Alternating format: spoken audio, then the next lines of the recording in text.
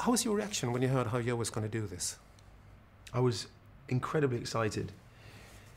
When a director has such a passionate and clear, bold, brave vision, you know, for me, especially in film, I think you feel as an actor that you want to get on board because it's rare.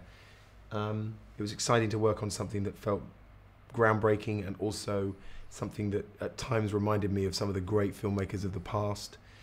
And, you know, even if it had crashed and burnt, it felt that we were trying something brave, and that's always an honourable pursuit. Yeah, and as an audience, you buy into it after just a couple of minutes. You're there. You don't think of it anymore. It's No, but equally, we shouldn't be surprised, and I hope people aren't scared of it if they haven't experienced this kind of cinema before, because, you know, if you look back at the history of film, the story so far, you know, great filmmakers in the past have played and toyed with theatricality and ballet and opera on film many times, and it's a language. I always think of film as a language of dreams anyway, and so to step into the dream world and the dreamlike quality of this film is, like you say, you get used to it very quickly. In the novel, your character, I find him more unsympathetic in the novel than he is in the film. Is that due to your performance, or did you change him a little bit? He seems harder in the novel. I don't know. Maybe it's. I didn't try and I didn't want to soften him. I didn't want to make him likable because I was worried about playing someone unlikable. I just wanted to make him human and understandable. I didn't think it helped the piece as a whole if he was so stern and so emotionless that he was the bad guy that she was rebelling against. I think the complexities of the novel and what makes it so timeless and so loved still is that the people are real, and I didn't want him to be the you know, the film's icicle.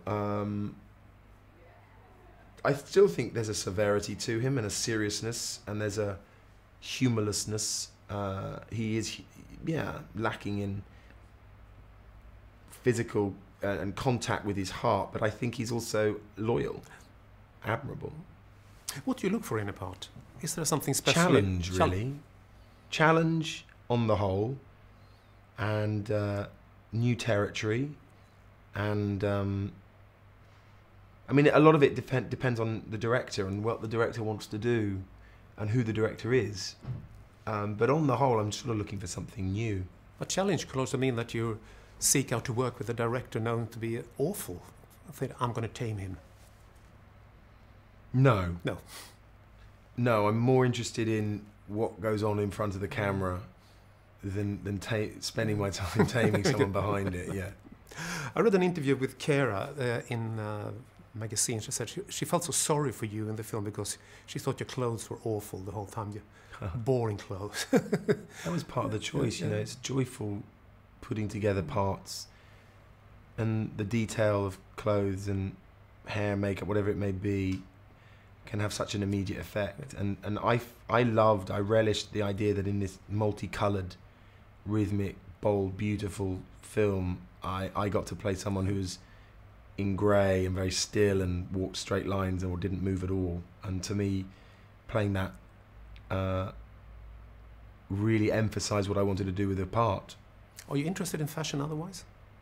I wouldn't say I was interested, no. I mean, you know, clothes are kind of like a costume, aren't they? I'm most comfortable sort of wearing track and t-shirt and playing that role, which is usually with my kids and mucking around outside. But I you know, if it's going out and you're playing the role of someone going out, then that's fun too. It was great. I mean, being an actor, then you're sort of taking on different shapes all the time. Absolutely. Well, that's the idea. What are you doing? Have you shot anything after this, or?